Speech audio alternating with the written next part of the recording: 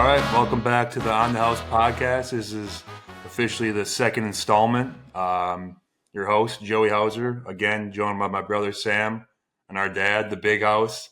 We got our feet under us a little bit, so we're excited to get this next one rolling and keep them coming for you guys. But we're really excited. So what do you guys got for it today? Anything? I'm glad at least two of us are in person together. Eventually we'll get all three of us, but it's nice to have at least two of the three together. So this will be fun. Yep. Just coming off a rough 3 hours right there with the Packers and Lions. We'll dive into that. We got some reactions coming up. We'll dive into that, but I don't want Mitch Peterson or Mike, any of the Petersons jumping in here right now. They need to stay away for a little bit. Yeah. Yeah. But we're gonna give you got a little overview of what we got for you today. Little life update, just like we did last time. Little recent update, what each of us got going on. Obviously, Sam's in town playing the Hawks because he's, we're shooting this together. But we'll talk some immediate football reactions, unfortunately, with our Packers here. But we'll talk some college football as well. Some hoops, some college basketball season kicking off tomorrow. We're shooting this on November 3rd, a Sunday, and college season officially kicks off tomorrow on a Monday. So super excited about that. NBA season's in full swing. We'll touch on that a little bit and then kind of get into the bulk of it. Also, we got a new segment that's going to be coming up. So, and it's presented by, we'll get to that, but you'll find out soon. So I hope you guys enjoy the first one, and we're excited to keep them going. So let's get right into this thing. All right, here we go. This is the official start of the second episode of the On the House podcast. Before we get going, got to give a quick shout out to our friend and mentor, Coach Dale Race. Dale Race, little background, was our dad's college basketball coach. He's followed me and Sam's careers very closely. He's obviously my dad, ask him for advice all the time. But Coach Race has played a huge part in our dad's life and therefore has played a huge part in our lives. And he keeps up with me all the time. He calls and texts. And, for those of you who have played college basketball or college sports, you know how important, your coach is and how much they can impact your life. So we've seen it firsthand with the coaches that we've played for, but also with Coach Race and how he's impacted our dad's life. So we love you, Coach, and keep hanging in there, and I appreciate you always checking in. So I don't know if you got anything to add on to that, Dad. Well, I think people want to know, what's the impact been? What's Coach Race's impact on you as a younger? Obviously, you didn't play for him, So I'm just curious, what people might want to know, what's that impact been for you from him? Well, for me, what it was for me. Yeah, for me personally, always just been someone that I've looked up to. Obviously, because I look up to my dad. My dad's my hero, and Coach Race is someone that's impacted his life. So he's always been super supportive of our careers from a very young age. Someone that I've always admired and, highly regarded what they had to say to me in terms of basketball, but just life as well. Yeah. Yeah, and for me, it was more so of kind of to get a third-party perspective on certain things rather than hearing it from you, Dad, or Mom all the time. It was nice to just have someone who wasn't as closely tied to certain situations to get their input on it. So, for that, he was really good and provided a different perspective that maybe, we wouldn't have gotten if it weren't for us reaching out or you reaching out to him to reach out to us. So for that, very thankful. Yeah. And I always saw Coach Race until I got probably into college was a pretty badass dude, just because of the stories we heard from him coaching our dad. I mean, this is the late 80s, early 90s. So the coaching stories are a lot different than they are for some coaches nowadays. So I was pretty intimidated by Coach Race for the longest time. He's 6'7" as well. So it's not like he's a short person. And, but as we've gotten older, he's always just been there for us and been, one of our biggest fans. He's got some similarities to Tom Izzo as far as volume. Yeah. No doubt. And those two are good friends. Good friends. Yeah. Yep. Very good. Yep. Also, a quick shout out to the Point Clothing Lounge. I don't know if you guys can see it, but they're wearing the hat right here. So they outfit Sam, I believe a couple of other professional athletes, if I'm not mistaken. They've got some great men's clothing options. They got sweatshirts, shirts. I mean, it's really good material. They're located in Boston. They got 3 locations, one in South Boston, one in Seaport, and they just opened one up in Hanover, Mass. Yeah, Hanover, Mass. Fresh on the market there. New spot. Yeah. So shout out to Brendan Carter, the owner, the CEO. Appreciate you. And real comfortable athletic kind of athleisure wear. It's real nice. Yeah, they don't outfit us, but they've taken care of Sam, so we've been lucky to get a couple hats and stuff. So we always appreciate it when we roll into town and he's got something new for us. Yeah. Got a Father's Day sweatshirt. Great sweatshirt. Yeah, he's got baby gear now. So Teddy just got a point sweatshirt. So Teddy's all decked out. Got his first NIL deal already, huh? yeah. Class of 2042, I think that would be. Is that what it is? I think so, something like that. It'll be legal in every state by then. Yeah. But let's jump right into some recent updates. We'll go around the horn here. So, Dad, why don't you start us off? Tell us what's new with maybe you and Mom, or which travel plans or whatever you got going on. Well, I got invited to a wedding this weekend, and you both know JD Gavin, who is now JD to Stenell, and you talked about Coach Race, and there's some significance there in that relationship. So I was pretty proud to be invited to our manager, our high school girls basketball manager's wedding. So felt pretty good about that. Now, Nikki and her have been best friends for a long time. Yeah. So that was fun to see a lot of Stevens Point people last night and get back to town and just talk with JD. I'm really happy for her. So that was good. But on a SPASH update, our high school update, we just won our 44th state championship as a school. Wow. And we'll talk about Don Banky, a head coach, in a different episode maybe. Yeah. But just a quick shout out to Coach Banky. That was his 14th state championship as a head coach.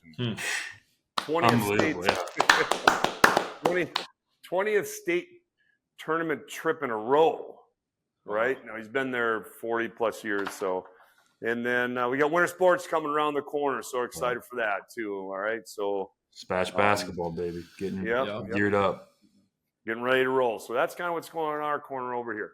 Yeah. Cool. Sam, what you got for us? Let's see. Teddy Hauser is officially 8 weeks old today. So shout out to Teddy. We'll see you in a couple of days, buddy. Teddy's growing. 3 inches, baby. Here in Atlanta, we play tomorrow against the Hawks on November 4th, and that'll be the 4th game of our road trip, and then we head back home to Boston. So we've been on the road for tomorrow will be 7 days. So, just finishing up a road trip and get to pop in and hang out with Joey, which is pretty fun. Mm-hmm. Yeah, awesome stuff right there. Yep. For me, we're just wrapping up kind of like our GLeague training camp. Just had a scrimmage today. So we officially start traveling this week and our season kicks off. But going to go watch the Celtics tomorrow night. So that'll be great. Spend time with my brother. Just had some really good Thai food that we ordered in. Yeah, pretty good Thai food. Took a while to get here, but it ended up being pretty good still. Yeah, so you're going to give it a restaurant name, or we're not ready to give that restaurant name out yet? It was. I'd like to go to the restaurant and see what it was like. I mean, can't really do it service with a delivery, but all right. But yeah, things are going to start picking up for myself here. Yeah, but let's get right into kind of some sports here. Obviously, we can talk Packers-Lions right away. We just finished that. Just got done watching. I mean, tough loss. It was pouring rain, so you try to use it to your advantage if you're the Packers, and it just didn't go our way. I mean, Jordan Love didn't look his best. I know the injury was probably hampering him, but yeah. But he's got a Rodgers picture in the back though. Who's your guy? Here's the thing: it was a muddy day. We could have used a mutter, right? And then accuracy, we could have used that. And then defensively, the minister Reggie White, he could have used that today. So yeah, I mean, I just happened to have these laying out, and I thought it was a Brett Favre kind of day. Yeah. We couldn't get any stops. I didn't think they played all that bad. They just had the bad pick six. We outgained them by like 100 yards. It's just it was one of those days where we just couldn't put the ball in the end zone enough. Yeah, I agree. Yeah. Well, it's all right. We got a bye week, get healed up, and get back at them after that. Jets with a huge win, baby. Here, I'll make room for Mr. Rogers. Big second half. Big second half for the Jets on Thursday night. I stopped watching actually at halftime. It was on Amazon Prime, so I went out to a place to eat to watch it, and I watched the first half, and I was like, God damn, these Jets they're really that bad. And I wake up in the morning and they won the game. So I think they could rattle off a couple here and at least flirt with the wild card spot. So it was good to see Devontae get in the end zone get the connection back. Yeah. So that was fun. Jared Wilson had. What's that division yet? I haven't checked that one. The Bills. So weirdly enough, I heard something today on the TV. The Bills. And there's a world where they can clinch the division by like the end of this month. Is that NFC East? That's not good news for the Jets. So it's not good news for the Jets, but they're looking at a wild card spot. If they keep winning, they could get to the wild card. But the AFC is not all that great in terms of record, so I think they got some room. Well, yeah, you got Chiefs and Bills are probably just like way at the top, and everybody else. Yeah, the Bills are 7-2 right now. Yeah, Chiefs are undefeated. So Patriots. I'm just thinking of their division, but Patriots. They play the Dolphins twice. Chiefs play tonight, right? Monday. Yeah. So tomorrow night. I'm sorry, tomorrow. Yeah. So the Jets got a lot of work to do because they got some favorable games though. They do, but I'm just saying, like, if you look down though, Ravens have 6 wins right now. Chargers and Broncos have 6. Yeah, Texans have 6, so I think he should just come out in the media and say we're going to run a table. Yeah, or relax. Yeah, you might as well. Yeah, well, he's drinking the cayenne pepper water, so that helps. Yeah, he's clearing himself. Yeah, guaranteed. College football, MSU started up 10-0 against Indiana on Saturday. I was pretty jacked up. We had practice, so I wasn't able to watch the whole game, but. Unfortunately, it was the only points they scored all game. They ended up losing 47-10. Yeah, 47. Indiana is an absolute wagon right now. So MSU, their bowl bid's not looking great, but there's hope for me. I think they can get to a bowl. Indiana might be a playoff team. Oh yeah, for sure. They're undefeated. What's the difference with them this year? The only tough one for Indiana is Ohio State, I think, in the coming games here. But see if they can hang. UVA football had a bye. UVA, we're 4-4. 3 of the 4 games coming up are against top 25 teams. So yeah, we're gonna try to sneak into a bowl game. College football has been fun to watch this year. A lot of it's not just who's gonna win. So any thoughts, Dad? Or I'm just checking standings here, so it's going to be interesting for the Big Ten, though. Yeah. It's a good conference. But there's 12 in the playoffs this year. Yep.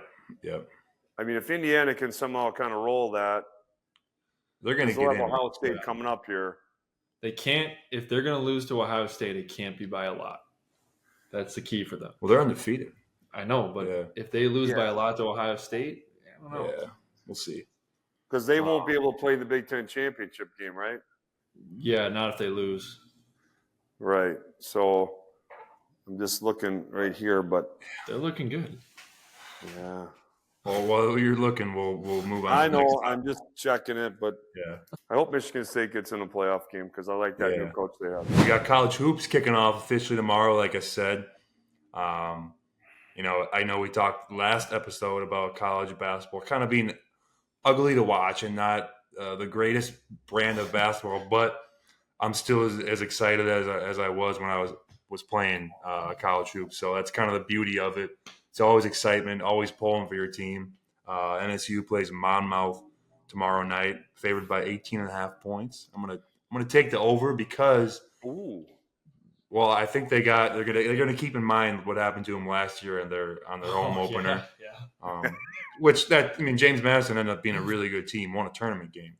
They're good. But MSU, they got size, they got athleticism, they're good defensively. I was not able to watch any of their exhibition games, unfortunately, but Like I said, I was with them all summer, and I think the big question is kind of remains how well they're going to shoot it. If they could shoot it well, they could be a really, really good team. Yeah. About Virginia, Sam. They play Campbell on Wednesday at John Paul Jones Arena. The debut for Coach Ron Sanchez as the Virginia men's basketball head coach. It'll be don't know what the betting line is, but I have a feeling they're going to be favored by a decent amount. And I don't know what the over-under is in the game, but usually Virginia is pretty safe to take the under. I would take probably under. But take the under, they'll get a win, do their thing, pack line it up, and, we'll see how they look. They got like 5 new transfers in there that are probably going to be in the rotation, so it'll be interesting. Also got MSU next week here in Atlanta for the Champions Class against Kansas. That's going to be an awesome game. You can bet your ass I'm going to be hopefully front row, right behind the bench maybe. We'll see what we can work on with tickets. But be disappointed if you weren't part of the team dinner. I got a game the night before, so I won't be a part of team dinner. But I'm hoping I can stop over, maybe get to shoot around or something. In case anybody was asking, the Minnesota Duluth Bulldogs have won 2 exhibition games. So they beat Superior yesterday, like 103 to 88 or something. It wasn't in my notes, but I am glad that you had it in your notes. Well, if you brought Coach Race's name up, you might as well bring up Minnesota Duluth, right? Yeah, we always got to keep tabs on them.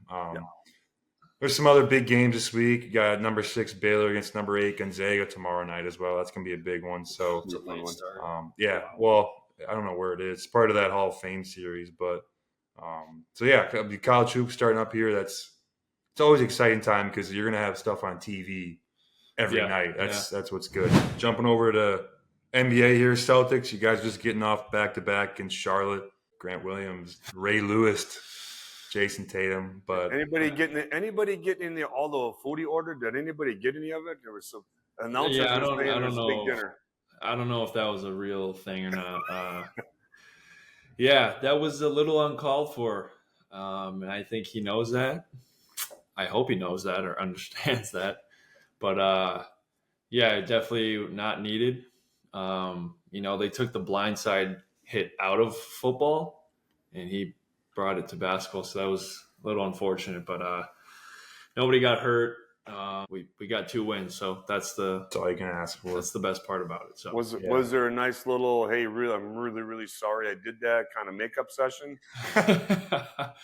I'm not sure what they said to each other after the game, but more importantly, I don't know. Was Gilbert present as part of the makeup session? I don't think Gilbert was there. Actually, I don't think he was. So but your coach does like that contact though. He does. No, he was all in. He was glad that JT popped up real fast and just walked right to the line. Didn't even entertain it. So good. Yeah. That was cool. Didn't phase him. Obviously, he had a great game, and then the next night had another great game. Yeah, I want to ask you guys one question, Joe, before you move on. We talked about college basketball. College basketball last week, you guys said it's kind of, what's the difference between the professional women's game and the professional women's game and the college women's game? Aren't the rules all the same? Other than shot clock is shorter, or is it the same? 30 and 30? I think it's kind of similar to like NBA and college for men's. It's a little more free flowing on the WNBA level. I don't know if they run more sets or anything or not, but I remember watching like South Carolina a couple years ago, and all they would do is just throw it. They'd post double bigs. Yeah. And they just throw it in every time, and that doesn't really happen in the WNBA. Well, you got to think like any college professional. Everyone's just that much more skilled, and there's fine tune. Everybody's was their best college player, so just like it is in the NBA. But everybody's getting more skilled. That's for sure. Yeah, there's a lot of good young players coming up. Yeah. I think there's some pretty crafty sets that the women's game run in the WNBA, and just watching Janelle a little bit at the high school for those, I think we talked last time, Janelle McCarville is our head high school basketball coach. So her and Sam are the only NBA champions from the school. Yeah. But she runs a lot of really crafty things. I'm guessing she's got some of those. So yeah. Other NBA news. I mean, seems like there's a lot of injuries going on right now, which sucks. Paolo just scored 50 the other night, and now he's out indefinitely. But Sam, you're back. You're dealing with a little issue. James Wiseman, the Achilles tear. Somebody else just tore their Achilles as well, I think. Yeah, Jackson. So, you always hope for teams to be at their full strength, obviously. So hopefully guys can get healthy, everybody can get back to full strength. But I got a surprise player of the year though right now. Who you got? Jay Huff. Oh yeah, wahoo wah! Just signed a big deal. It's a 4-year deal with Memphis. I'm glad to see him kind of find his role on a team where he fits and he can kind of do his thing. So it's been cool to watch. Yeah. Good for him. He's played well the last couple years in the G League. I think he was Defensive Player of the Year either last year or the year before. Okay. I think. But he's been called up a few times, so it's cool to see him kind of just carving out his own path a little bit. We played against him in summer league and he dominated us. I don't know what he had, but I just remember him being really good and thinking this guy is an NBA big, like a regular guy. He's like 17 in the third quarter or a quarter there tonight. So hit a few threes in a row there. Yeah, he's looking good. Last thing about some sports here, we got to talk just Dodgers Yankees quick. Dodgers won it. Shout out to Gavin Lux, pretty cool. 2 Wisconsin kids that are world champions. That's his second World Series. Sam, you're closer with him. You know him more than I do, but he's a Wisconsin guy, so we got to just give him a quick shout out. Yeah, always good to see Wisconsin kids, succeeding. Mm-hmm.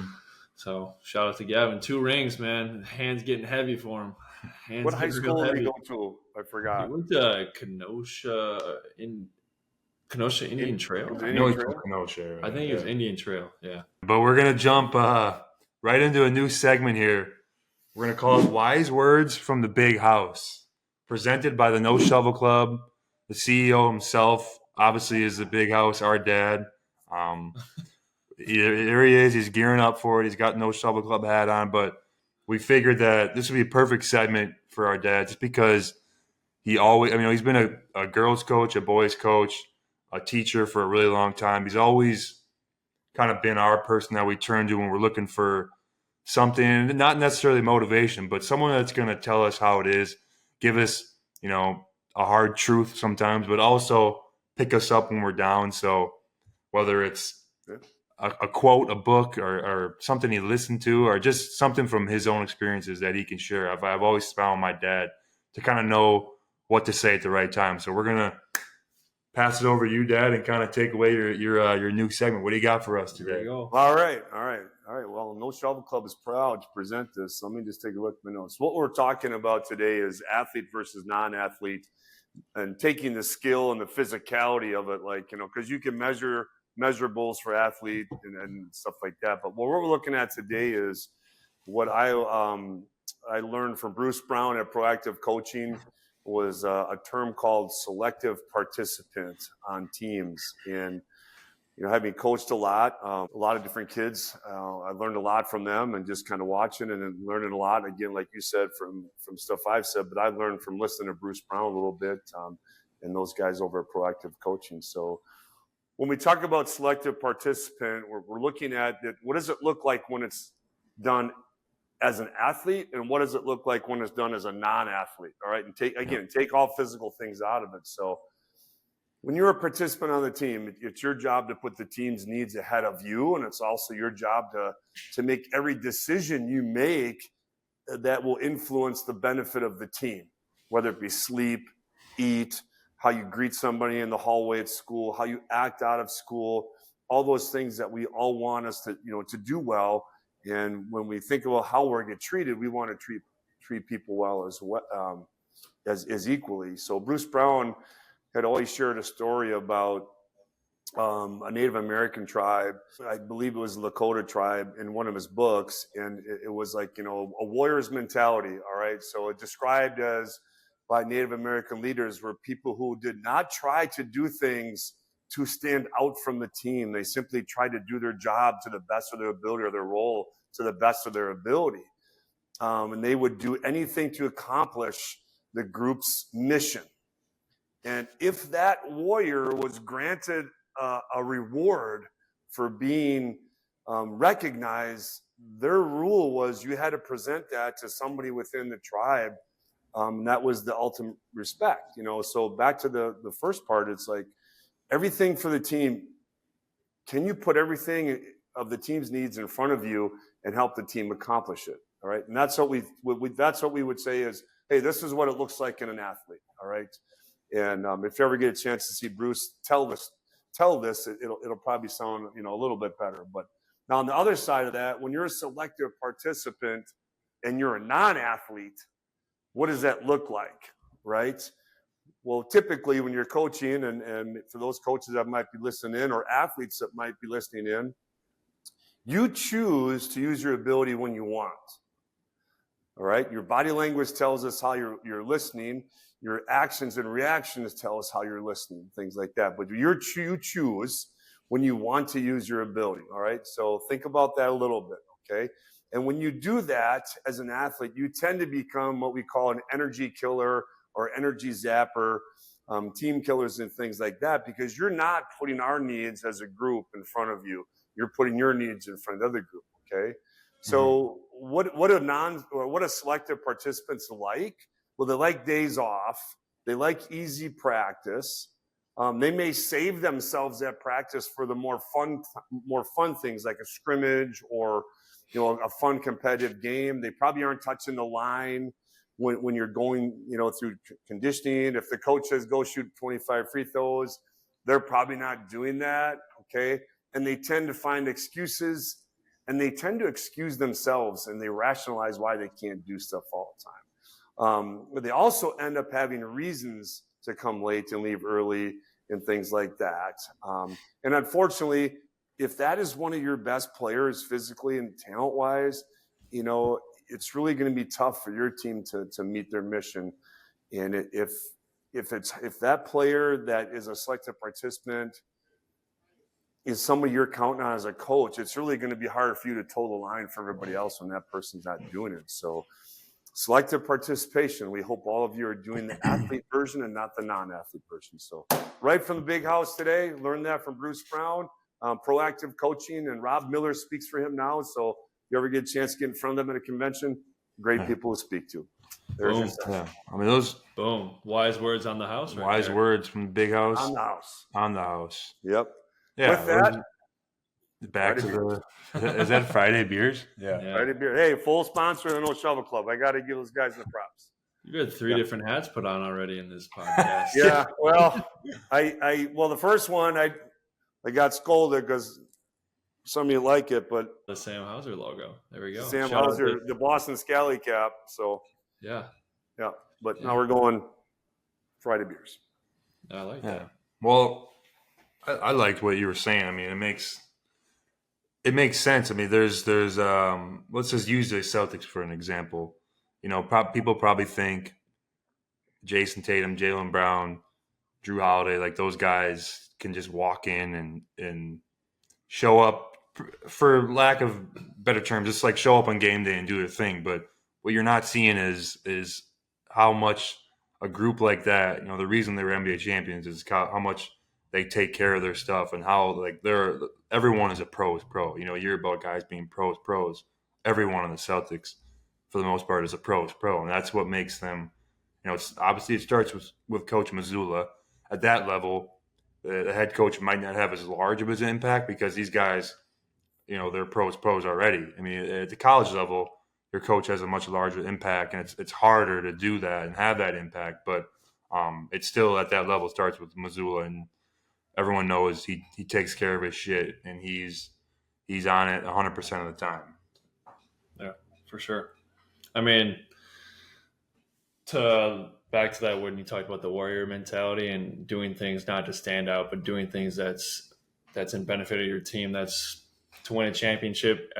No matter if you're the 15th guy or the focal point, you have a role, and you have to do what you're asked of every single night to the best of your ability in order to help us, succeed. And I've experienced, being the 15th guy, and I've experienced being like the 7th guy. And when you're the 15th guy, it's just, how can I be the best scout player in practice? When you're the 7th guy, it's like, well, can I knock down open shots? Can I defend, and can I space the floor for our playmakers? So it sounds simple, but sometimes those simple things are hard to do because you want to do more. And sometimes you just need to do what you're asked of and be really good at those things. Mm-hmm. Yeah.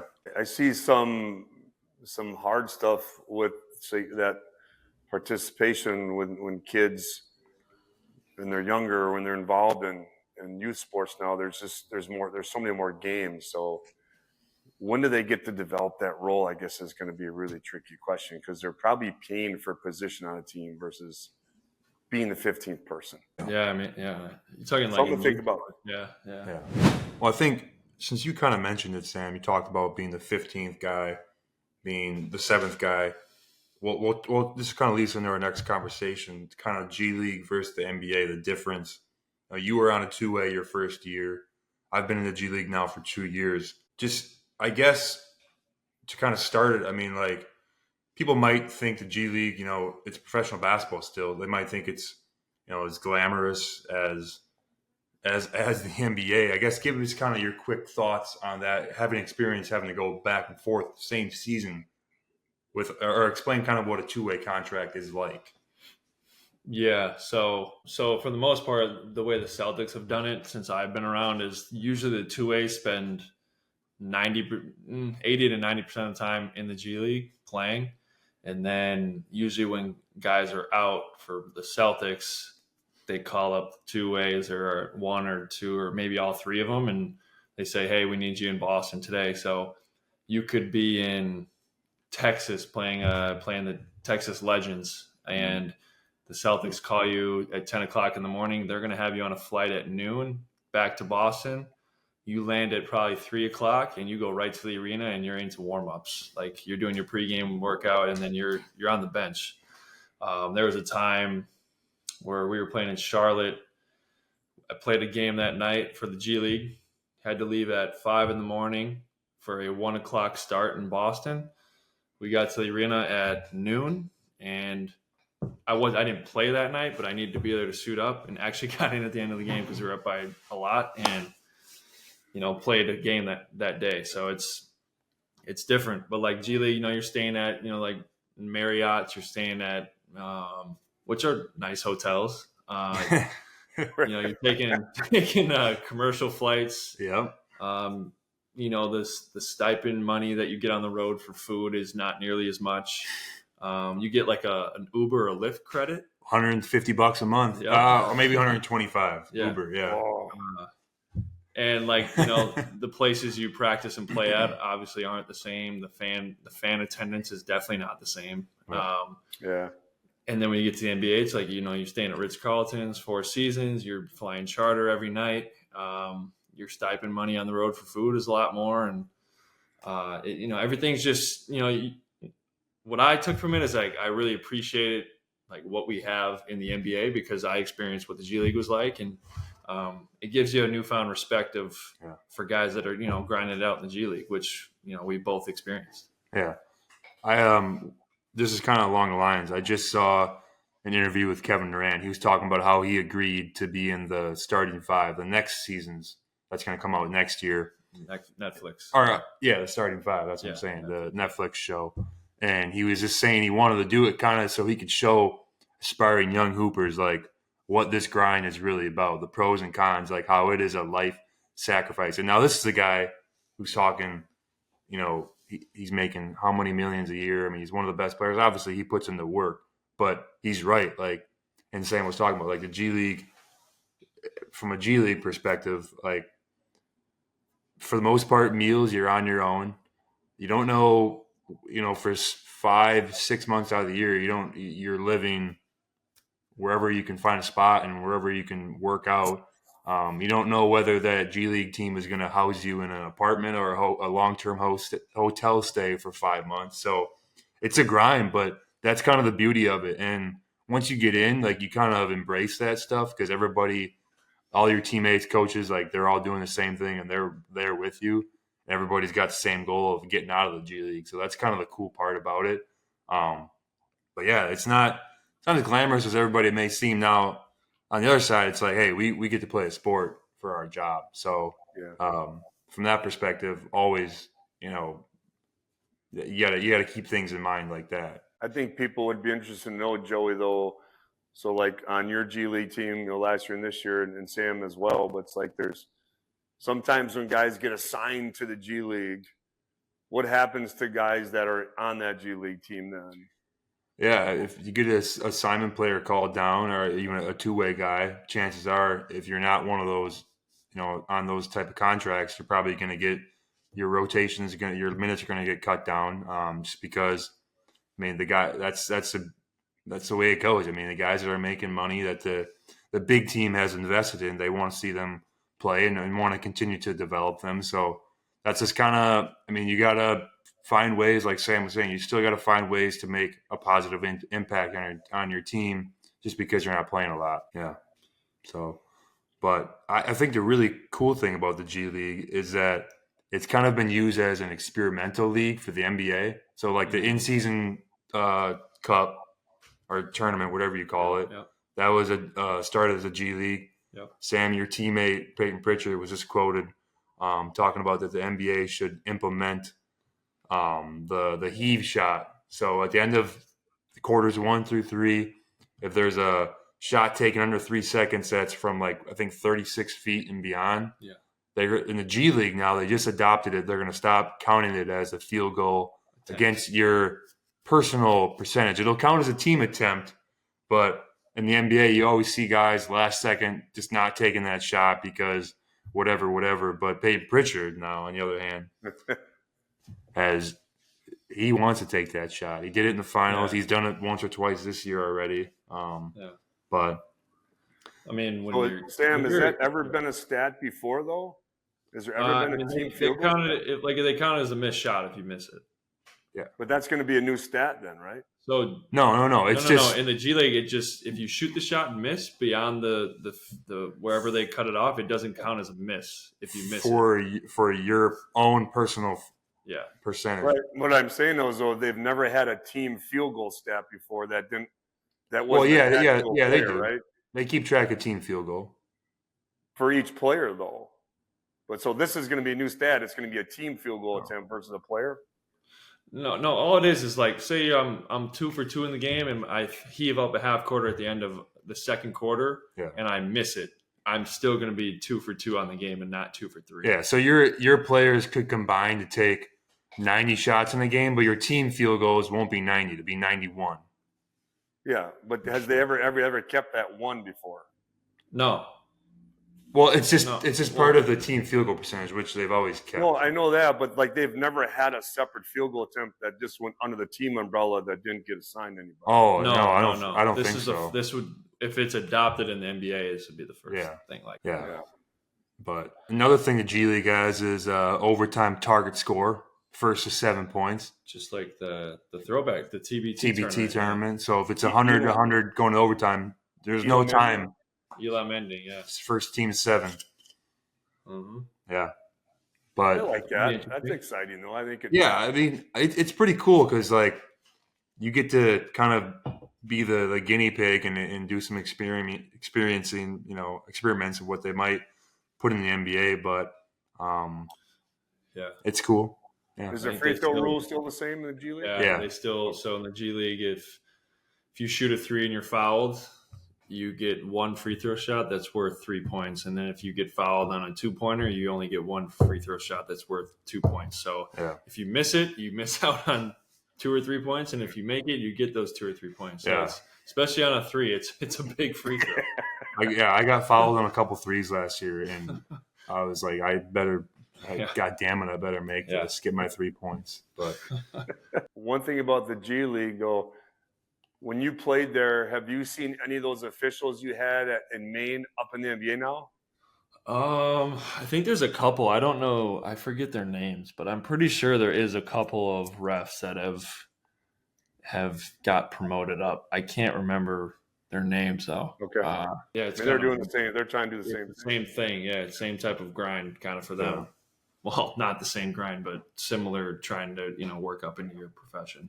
And have you seen any from your college days that were in summer league this year or in the NBA? No, I have not seen a college coach in any G League, summer league, anything.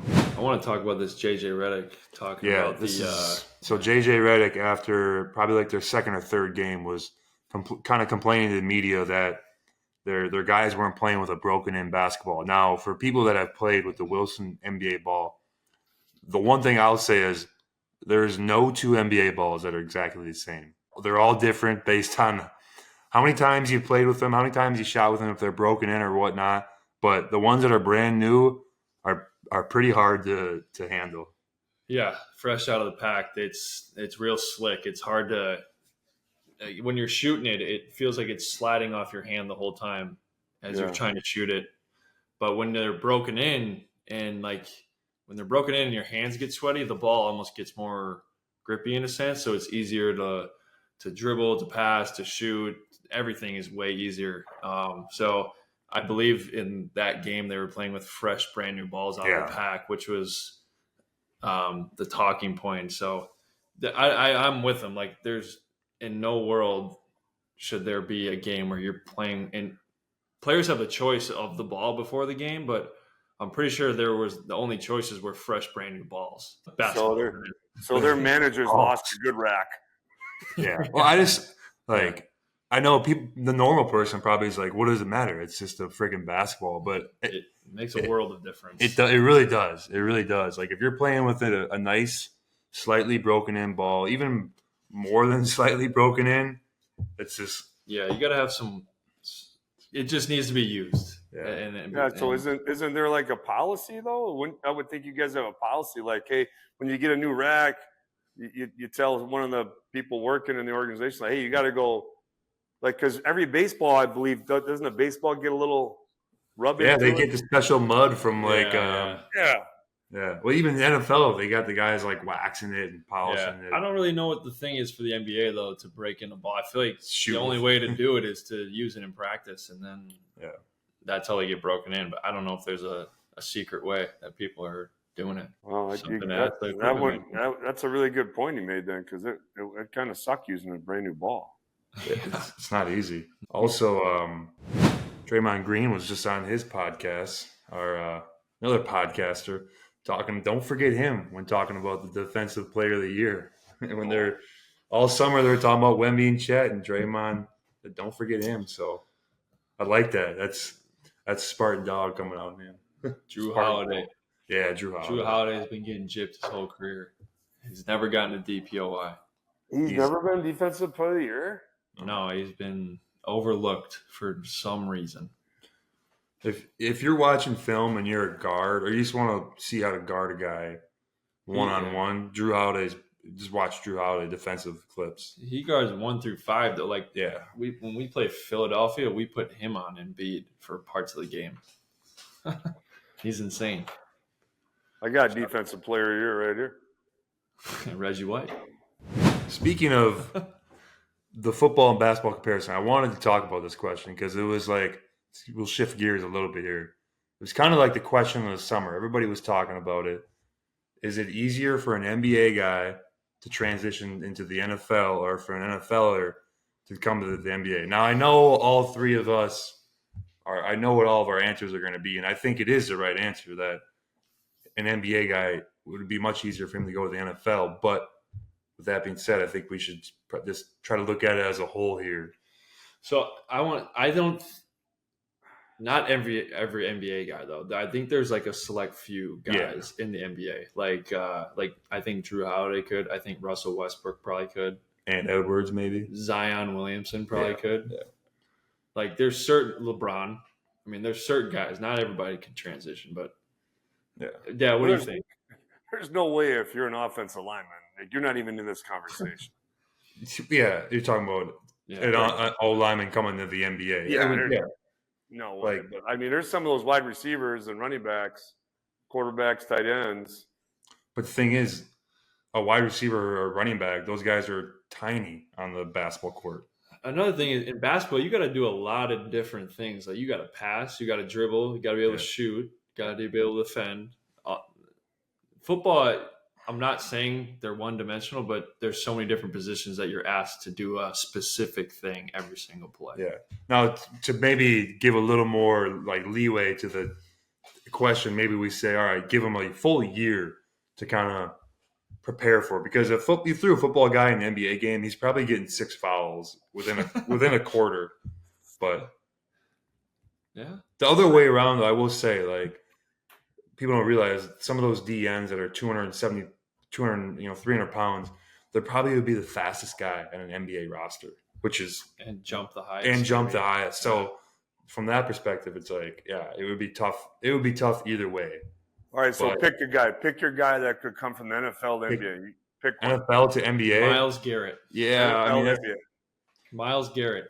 That's the easiest one. 6'4", 270 pounds, and has a 40-inch vertical. And I've actually seen him play like videos of basketball. Like he can like dribble and like I don't know about a shot, but he'd probably be in a game, maybe catch a couple lobs, get a few rebounds, play probably pretty good defense.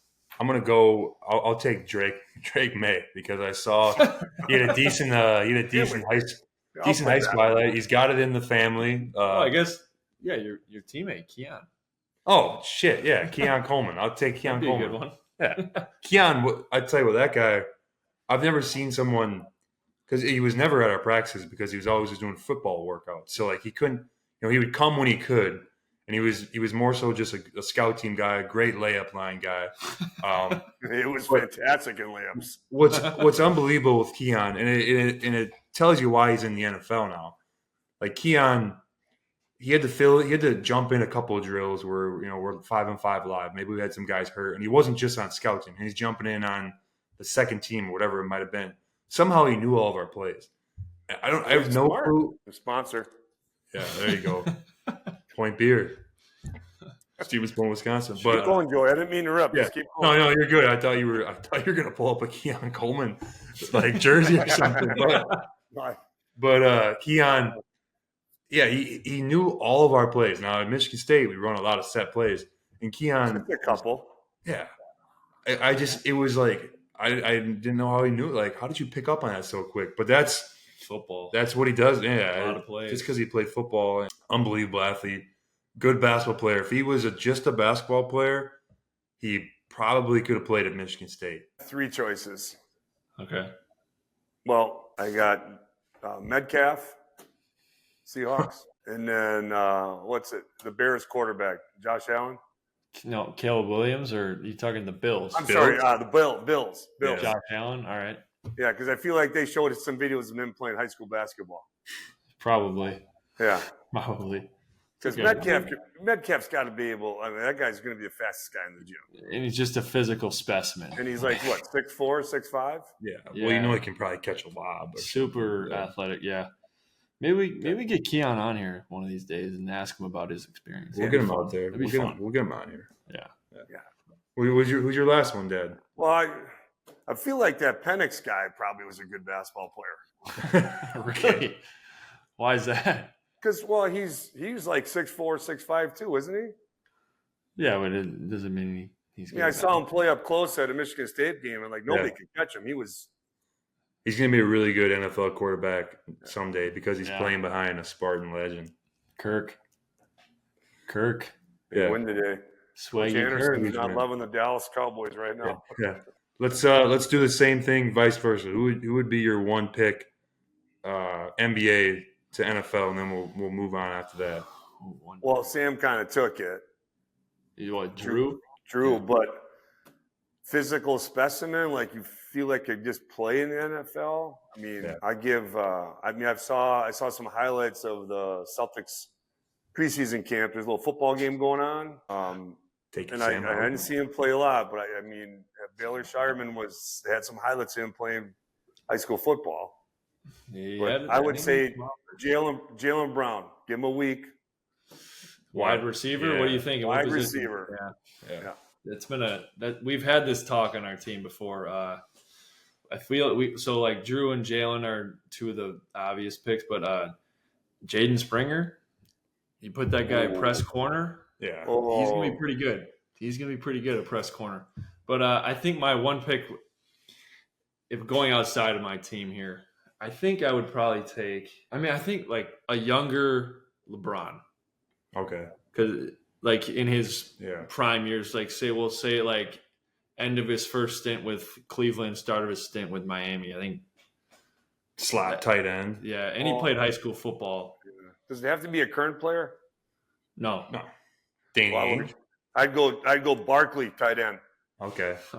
I'm gonna pick if Sam Hauser would have stuck with punting the football, I'm gonna give Sam Hauser. I think he'd be a punter in the NFL. First team all conference in high school. But if not that pick, I'm gonna go with Lou Dort from the OKC Thunder because he would be probably put him at running back or like a linebacker of some sort, and he would take some heads off. That's a good one. Yeah. I feel like Yabusele from the Sixers could probably hang as a tight end or something. That guy's a tank. I saw it. He's a big dude. Honestly, Grant Williams could probably fit in. Could you just line up Wembanyama at wide receiver? I don't know. Maybe. Only at the goal line. Only at the goal line. That's fair. All right. Well, we got through a lot there. That was good. Talked some G League. Question of the summer. The new segment went well. That was awesome. So, segment. It's here to stay. Yeah. But bring it back. We're going to move on to some fan questions now. So this is a first for us. We said we were going to do this. We got fan questions? Yeah, we got 4 or 5 of them here. So all right. This is another new segment, but we talked about it before. But let's jump right into it. So the first one comes from Sam Simmons, Instagram handle Sam_Simmons too. So Stevens Point native, grew up with Sam, keep in touch with him still. But his question is, what would each of your dream golf scrambles be, dead or alive? I'm gonna. You can start. No, I'll start. You start. Yeah, it's good. I'm taking DeChambeau for sure, so we can do a break 50 challenge. I'll take John Daly, and then probably. Well, does it have to be golfers, or could it be? No, it could be anyone. Okay. But those, why wouldn't you want those? No. I know. I was just curious. Last one. Oh man, I would have to take Michael Jordan because I'd like to see him and John Daly just go back and forth throwing, see how much money they gamble. Yeah, there you go. That's $2 there. That's proper golf attire right there. Yeah, that's what we're talking about. So Payne Stewart. Payne Stewart. Yeah. DeChambeau, John Daly, Michael Jordan. Yeah. Dad, you go. Well, I'm a different era guy. That's fine. He said dead or alive, so it doesn't matter. Yeah. Well, I got to go Lee Trevino just because he's in one of the best movies of all time. Happy Gilmore? And he was an iron player. That guy make any shot. I mean, I feel like I'm taking I'll take Payne Stewart. There we go. The hat. Do I have to be on the team too? Yeah, so it's you and 3 others. Yeah, so I just got to know where my strengths are here. I'm not sure where they are right now. It doesn't have to be just for the best score. It can be the best story, the best 4 hours of your life, whatever. Yeah, I'm taking Arnold. All right, Arnie. Yeah. Sam? I mean, I feel like you have to take Tiger Woods, right? Yeah. I figured you would take him, so I didn't want to take him. All right, it's Tiger Woods for sure. Now I might have to take Kevin Costner because of his Tin Cup performance. Tin Cup. Got a quick backswing though. He plays into the wind well. He does. Yeah, he does. And you're going to eat really good if you go with him too at the Waffle House. Yeah. Let me see here. This is a good question by Sam Simmons. Sam Simmons _2. So I got Kevin Costner, just as Tin Cup. Tiger Woods, who's Harold Varner from the greatest game ever played. The big yeah. No, not Harold Varner. Not the guy from Live Tour. What's Harold Henry? Or I was gonna say honorable mention. Francis Ouimet. The guy who golfed with Francis Ouimet. In the movie. Harry Varner. Something Varner. I don't know. I think Harold Varner was the one that has the big pension. No, he's on the Live Golf Tour.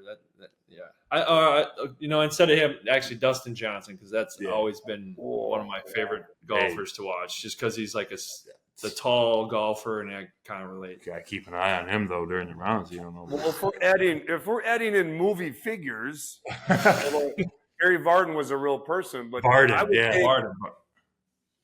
Harry Varden. I'm sure it's Varden, isn't it? Varden, Well, we're thinking of Varner, who actually is Harold. Harry. I said the wrong name. name. The guy that always has like a Zin in or something. But I'm taking Gilmore then, just for getting us off the team. Oh, good drive for scramble. Well, I'm taking Shooter. Yeah. And then all right. Second question. Chubb is a good putter. Yeah. Second question. This one comes from the comment section on our YouTube video, from the username Bubble Walk. Funny, it's actually a golf name. Bubba Watkins 420. Not sure what that 420 at the end means, but his question is, Sam, we kind of talked a little bit about this, but you went on draft in 2021, right? Yep. Can you tell us just a little bit about your story, about being contacted by the Celtics afterwards, and what that situation was like? Did it affect your confidence, or did it make you work harder? Really, one of the better stories. Damn, it happened right here. Yeah. So as you can see, where Big House is at, so we watched the drafts right around that bar. Yeah. Some family members, some close friends came over, and then so obviously I wasn't drafted, and then right as the draft ended, I got a call from my agent. And he was saying, there's a couple teams that are offering two ways. There's a team that's wanting you to come play summer league for them with no guarantee of a two-way or anything. And the Celtics happened to be one of the teams offering a two-way. And my agent said, I'll give you just call me back if you decide, whatever. So I hung up the phone, and we were kind of circled around that bar area. It was me, Joey, Nikki, our sister, our mom, Big House, and then my now wife, Emmy. And so I said the options, and then Dad, you were like, well, why don't you just sleep on it? And I was like, well, according to my agent, we got about 10 minutes to make this decision. So we all kind of came to the conclusion that the Celtics were the right choice for myself and what I was trying to do. And did it affect my confidence? I don't know if it affected my confidence. I think it just built a little bit more of a fire in my belly because I thought I was good enough to get drafted.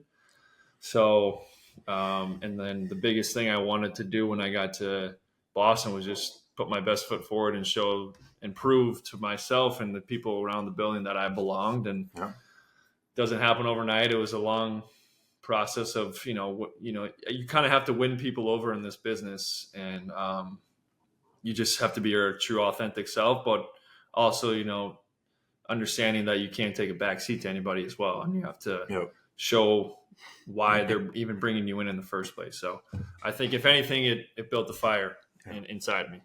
And that means you can't be a selective participant, and that's on the house. On the house. Warrior mentality. Yeah, this third question we got for you. This one comes from Instagram from Trey Mamba 15. Do you know whose handle that is?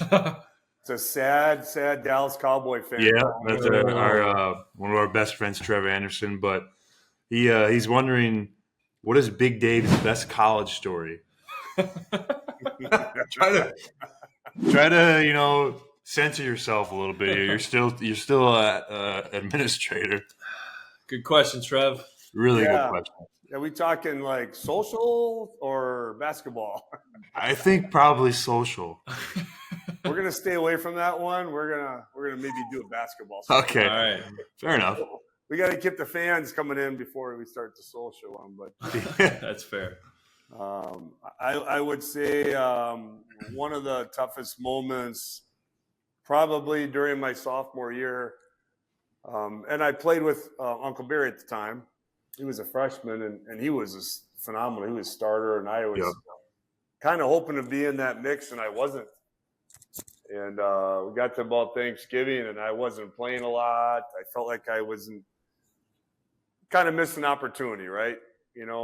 felt like I worked hard, but it just didn't work out right there. So I decided to talk to Dale Race, and I just said, "Hey, coach, kind of don't have my confidence, really not playing well, kind of want to play." And he used a very descriptive adjective.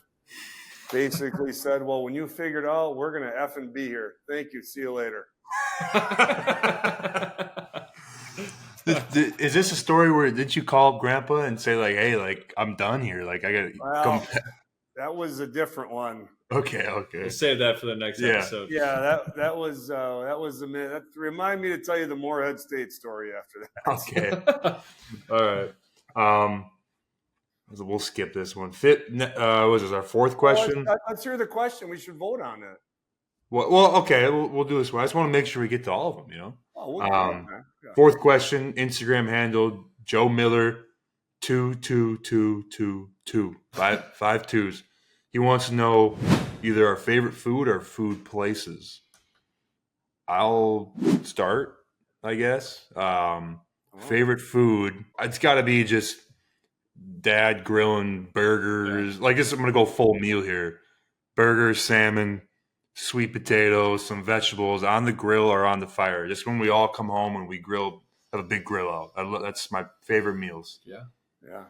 That's hard to beat that. I'll go different just to switch it up. But if I had to choose, that'd probably be mine too. But I think just any type of Mexican food, I feel like that is can't go wrong. Outside of like the American style grill food, like Mexican food is my favorite, and you can do a lot of different things with it too. So I would just say Mexican food as a whole. And next day you always have a great. Yeah, you filter out whatever's left. Yeah.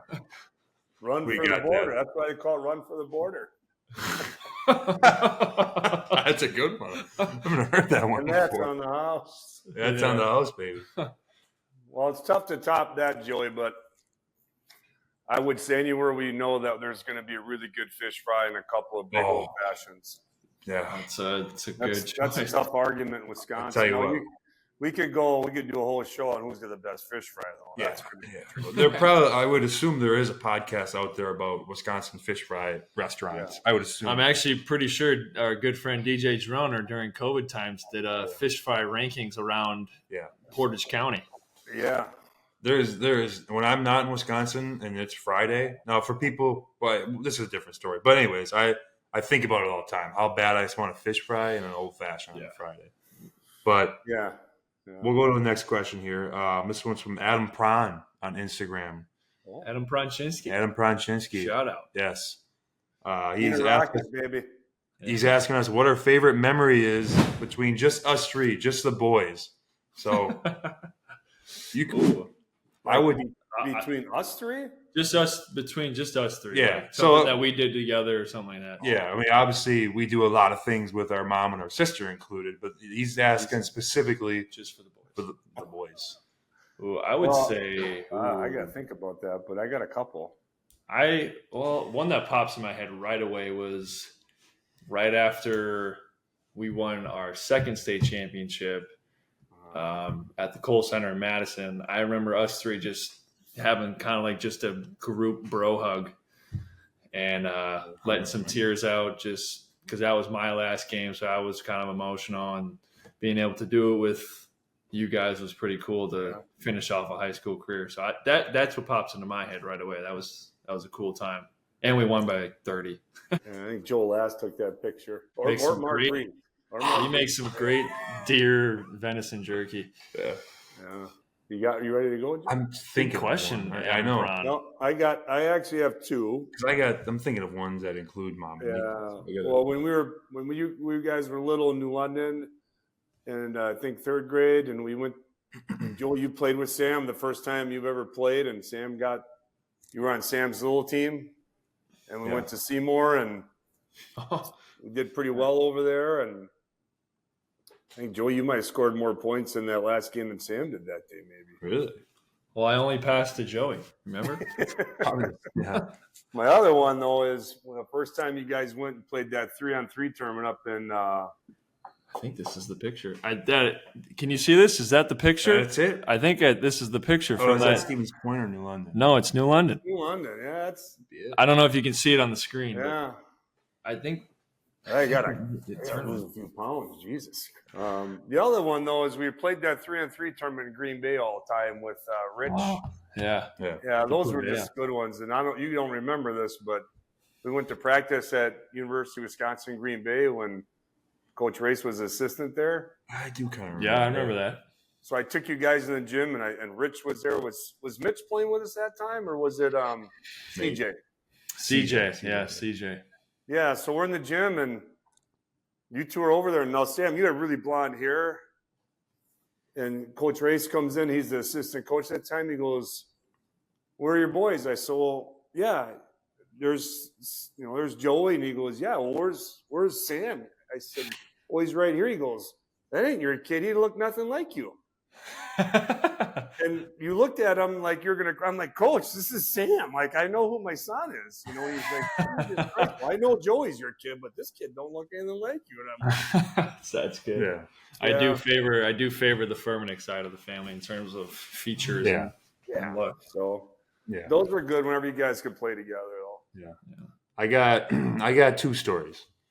First one would be this past summer. We took a vacation. Where did we go? Newport, Rhode Island. Awesome little, just quiet, relaxing vacation. And the three of us went golfing one day. And now it wasn't the greatest golf round, but it was like 97 degrees, humid. I think I had my Friday beer set on for that one. Yeah, we're all sweating our balls off. But really nice country club that our dad or aunt hooked us up with. But I just had a really good time, even though it was so hot. And then the last one. Wait, the guy drove up to my cart and asked me for your autographs? Yeah. Thought you were a Celtics coach. Big House got an autograph request for himself. And my other one would be, I used to practice with Sam's team a lot when we were in hoops club and stuff. And I remember one practice, Sam's probably 5th, 6th grade. He kind of said, "Dad, you yelled at him," and Sam said like "shut up" or something under his breath, and you heard it, but he didn't say anything. We got to the car after practice, and Sam knew right away. He sat way in the back, and you turned around before we even started. Big white truck. Yeah. Like, Sam, did you say "shut up" to me under your breath today? And then you gave a piece of your mind. I was sitting in the bucket seat just trying not to laugh, us holding it in. But I remember that. I always remember that day. So that was a good one. Yeah. We got one more question before we move into our last segment of the day. So this one's from Instagram as well, from Tim. Too Real is his handle. Unbelievable Instagram handle. Dad, you've met Tim Real. Tim Real, Boston. Our good friends Tim and Carly. Yeah. Oh yeah. All right. Yeah. Too Real. So he asked Sam, how often do you think about that 50-foot putt Joey hit to beat you at Granite Links this past summer?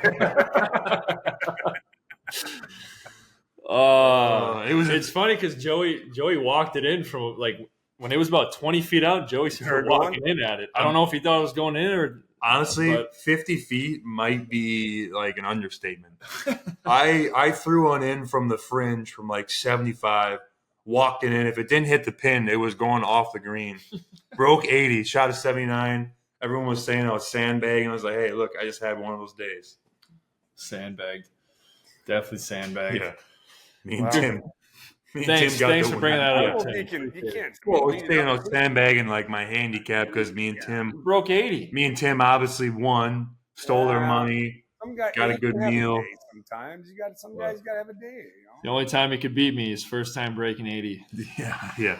How many mulligans did you allow those, Sam? No, we took. I allowed 2. I didn't take a mulligan. I gave you a couple strokes. There's a couple of holes that should have been stroked. To clarify, I wasn't using my own clubs. I was using his, and funny, but he broke 80 with my clubs, so I don't know what the argument is here. It's because yours are fitted, so mine aren't. But anyways, last segment of the day, we got back to the top 3 again, Dad. I got a good one for us. And Sam is going to be doing top 3 today. So what do you got? All right, so our top 3 for the day. Dad, you're going to like this one. This is our top 3 favorite musical artists or bands. Oh, come on. Yeah, it's going to be tough to narrow it down to 3 for you. I know I got to look at my Spotify. If you guys don't know, the Big House is well-versed in the musical era. I might have to look at my Spotify just to... Musical artists or bands, huh? Yep. Oh, man. It's tough. It's tough. I might have to look at the boat playlist. I know, that's what I'm doing. I'm looking at my playlist. Let me just look at the boat playlist, because I know one for sure for me. I know one. I'll start. All right, you got it. I'll take. Maybe we should go around. Name one. Name one of them. Yeah. Okay, I'll take my first one. Okay. Yeah. Just Mike. Mike, yeah, formerly known as Mike Stud, and Mike Seander is actually from the New England area. Yes. Shout out to Mike Stevenson Ranch. He sends some gear every now and then. Yep. Good dude. That's my first one. So I got one off the board. All right, my first pick is Morgan Wallen. That's a good one. We can pick the same name. Yeah. I keep thinking it's like a draft. I will probably be picking the same name, Sam. So you'll be okay. Okay. Yeah. What do you got, Dad? Well, my first one is obviously an oldie but a goodie, but I've got to go with the Steve Miller Band. Oh, Stevie Miller Band. All right. Yeah, I mean, they're from the late 70s, early 80s, but I just kind of grew up on that. That's one. That's one. Yep. Let me just. I got my second one. I can go, sir. Okay. My second choice is Zach Brown Band. Oh yeah. Yeah, it's a good one. Morgan Wallen and Zach Brown are my 1 and 2 right now. I'm gonna take this might be a stretch here. I'm gonna take MGK. I love MGK. He's good choice. Started as a rapper, now he's like punk pop, now he's kind of country. I mean, yeah, he kind of does it all. Yeah. So I've covered a lot of musical. You cover a lot of bases. Yeah. What do you got, Dad, for your second one? Well, because we saw him in concert at the Greenville Lions Park with Mr. and Mrs. Porath, Poison. It's a good one. Okay. All right. The third choice is going to be tough because I could go like about 5 different directions with this one, I feel like. I think my third choice, wow, this is tough, but I think I'm going Post Malone for my third choice. Yeah. It's another guy who's got country now. Very versatile. Very versatile. Oh, man. My last one. My 1, 2, and 3 are Morgan Wallen, Zach Brown Band, and Post Malone. I'm going to take – I got Mike, formerly known as Mike Stud, formerly known as Machine Gun Kelly, MGK, and I'm going John Cougar, John Mellencamp. That's a wide variety on that list. Well, it was the first 3 that I saw on my Spotify. So. Yeah, I was just kind of doing the same thing, but yeah. So I have 3 in my last choice. All right. The fans will like this. Well, it's because Joey, you latched on to this guy once we saw the movie, and we watched the movie like 9,000 times. I got to go with Johnny Cash. Yeah, I love Johnny Cash. Love Johnny Cash. That'd be like my honorable mention. Sam Meadow would like that choice. Yeah. And then I mean the Doobie Brothers. Come on, who doesn't like that song? And my 3C is Elton John. That's pretty good. Yeah, if I had to redo it, maybe I'd come prepared. But I got 3 good choices. Those are at least in my top 10. So I thought you'd go LRB. Yeah, Little River Band. That's 6 discs. I thought you were gonna go like OAR or something, Dad. I thought you were gonna flip that. Well, I do like them. I just whenever we go to Summerfest, it seems like we've tried to catch Rush or Poison or Steve Miller.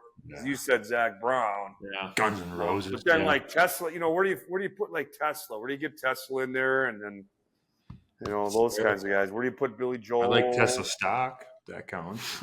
But I got another top 3 if we want to do it. We don't have to. It's very similar to the scramble question about but I had. Let's do it. So it's you and 3 others at a dinner table. Who are you picking to eat with you? Jeepers. Man. Yeah, I think this one's good. Rob Gronkowski. Okay.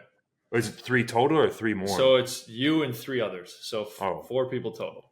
Rob Gronkowski for me. JFK.